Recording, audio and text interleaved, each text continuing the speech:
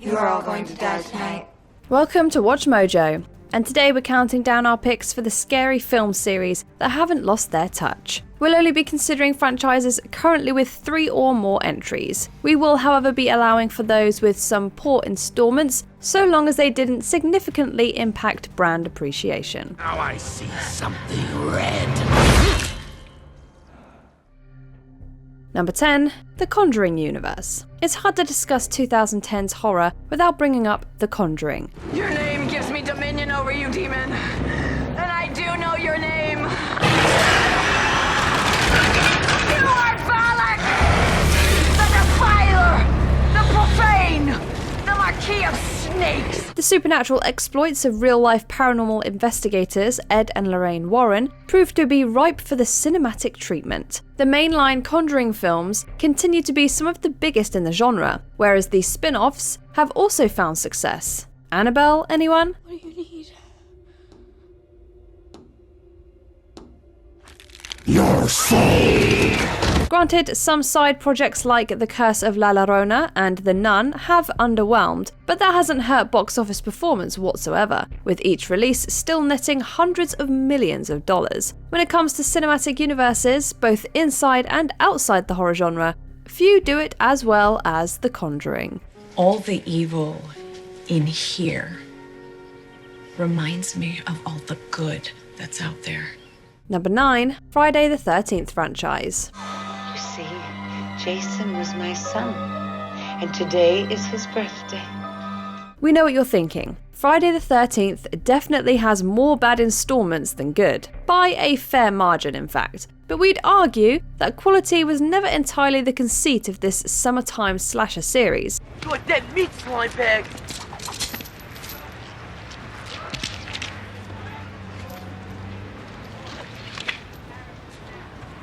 Yo, man, it's cool. It's cool, man. It's cool. While Jason has gone to some pretty ludicrous places, New York, hell, space, his outings have nevertheless combined to create one of the most endlessly rewatchable film series. Impossible! He's dead! I'd say he got better. He's been modified. Oh, you think? Whether he's going up against a teenage psychic or Freddy Krueger, we'll always tune in to revel in the campy goodness and high body counts. It's just a shame that the movie rights have gone through such an extended legal battle, as we've been waiting over a decade to return to Crystal Lake. Jason! Say hi to Mommy. In hell! Number 8. It franchise. Sure, technically one of the 3 movie adaptations based on Stephen King's seminal novel, aired on TV in miniseries format, but we're still counting it. Kiss me, fat boy! Maybe it's the downright engaging King story at its core that makes these films so rewatchable. Or maybe it's the pair of tremendous actors playing Pennywise, the terrifying dancing clown. Or maybe it's both. Excuse me, sir. Do you have Prince Albert in a can? You do? Well, you better let the poor guy out. Indeed, Tim Curry and Bill Skarsgård turn in iconic yet distinct performances as the titular villain. Come join the clownets. You'll float down here. We'll float down here. Yes, we do.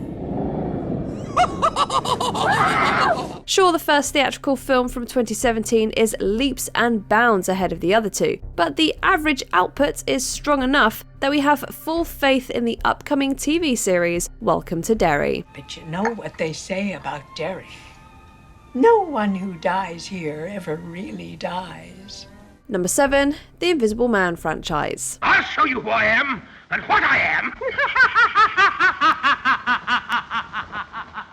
It's easy to forget now, but the Universal Monsters series absolutely dominated the horror scene in the 1930s and 40s. So much so that they inevitably had to be resurrected in the 50s after a swathe of lackluster sequels. The Invisible Man franchise, however, has a surprisingly solid track record among them, with the first 4 sequels to the original holding up rather well. And that's to say nothing of his outing with Abbott and Costello. Oh, no.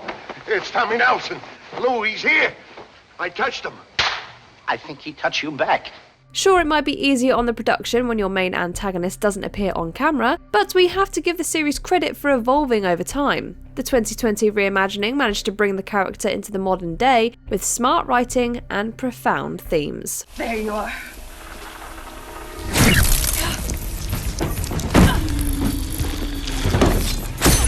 Number 6. Final Destination franchise. You're dead! You're dead! And you ain't taking me with you!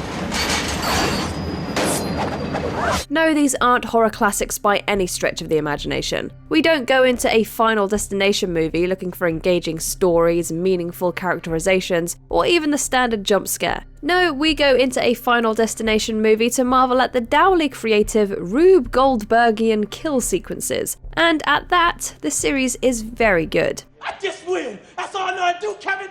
Baby, I just win.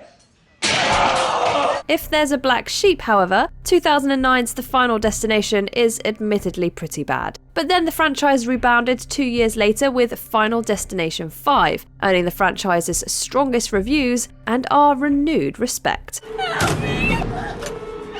Help me!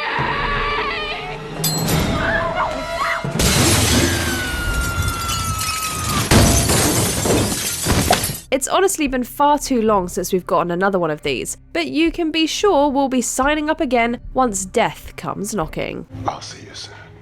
Number 5. Child's Play franchise. Speaking of franchises that have evolved, Child's Play has continued to solidify its voice in the horror comedy sector over several decades. What's wrong? Gun jam?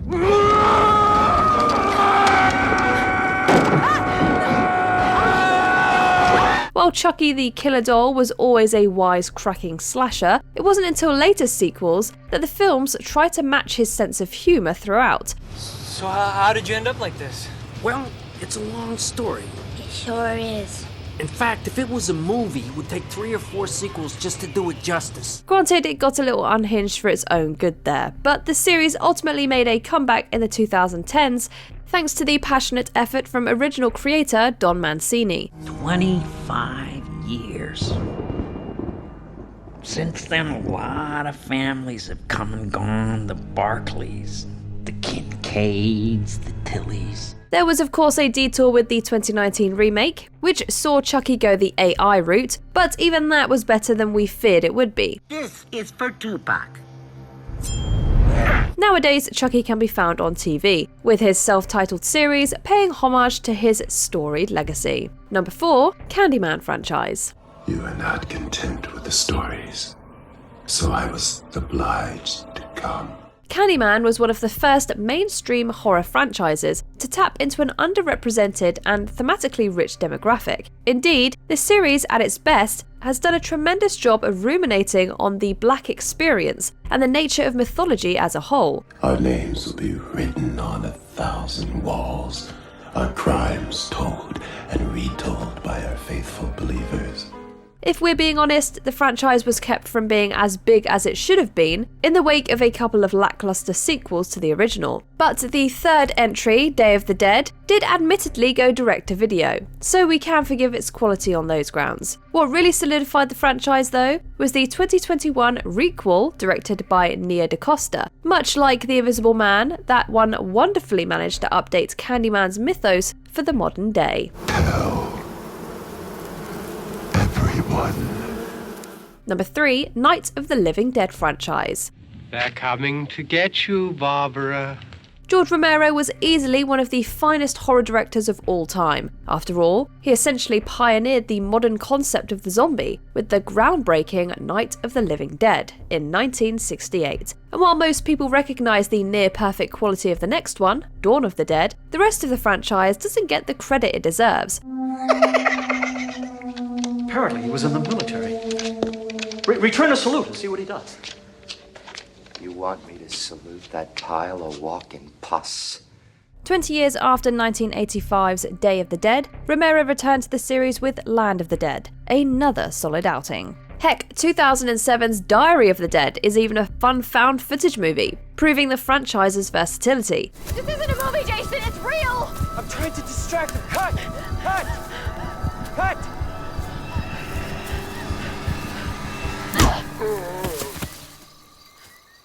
While Survival of the Dead wasn't up to snuff, Romero penned a treatment for Twilight of the Dead, which is currently being developed in his memory. Number 2, Scream franchise. Oh, you want to play Psycho Killer? Can I be the helpless victim? Okay, let's see. No, please don't kill me, Mr. Ghostface. I want to be in the sequel. Making a Scream movie has to be daunting for any screenwriter, as the series is known for remaining fresh whilst commenting on the current horror landscape. No easy task, and yet it's astonishing to note just how many entries keep exceeding expectations. So it's our job to observe the rules of the sequel. Number 1, the body count is always bigger. Number 2, the death scenes are always much more elaborate. More blood, more gore. Carnage, candy. Your core audience just expects it. Admittedly, Scream 3 is often deemed the weakest of the bunch, but when that's your bottom, you gotta know the franchise is in fine shape. It's time you came to terms with me and with Mother. Maybe you never knew her at all, Sydney. Maybe you just can't get past the surface of things. Even though the respectable Scream 4 failed to make enough of a splash at the box office to keep the ball rolling, the requel 11 years later managed to pass the baton off to the next generation while still paying homage to Wes Craven's legacy. Hey, to Wes! Nowadays, the future for Scream is brighter than ever. Before we continue, be sure to subscribe to our channel and ring the bell to get notified about our latest videos. You have the option to be notified for occasional videos or all of them. If you're on your phone, make sure you go into your settings and switch on notifications. Number 1, Evil Dead franchise. Why have you disturbed our sleep? Awakened us from our ancient slumber. You will die! Like the others before you. One by one we will take you. Even the best horror franchises have difficulty batting 1,000. And yet, 5 entries in as of this video, Evil Dead still hasn't missed. The first Evil Dead is obviously historic, and the second one, despite being strangely a remake and a sequel, is even better. Often called the best horror comedy of all time. I'll swallow your soul! I'll swallow your soul! I'll swallow your soul! Swallow this. Army of Darkness, while the most out there of the bunch, has a healthy cult following. Flash forward to 2013 and the reimagining of the original actually managed to work without Sam Raimi's signature sense of humour, proving the franchise could thrive as straight, high-octane horror. Finally, 2023's Rise stacks up right there with the best of them, hardly missing a beat. Mummy's with the maggots now. In short, these movies are downright groovy. Which of these franchises is your favourite? Tell us in the comments. Beep, beep, Richie! Come back anytime! Did you enjoy this video? Check out these other clips from WatchMojo, and be sure to subscribe and ring the bell to be notified about our latest videos.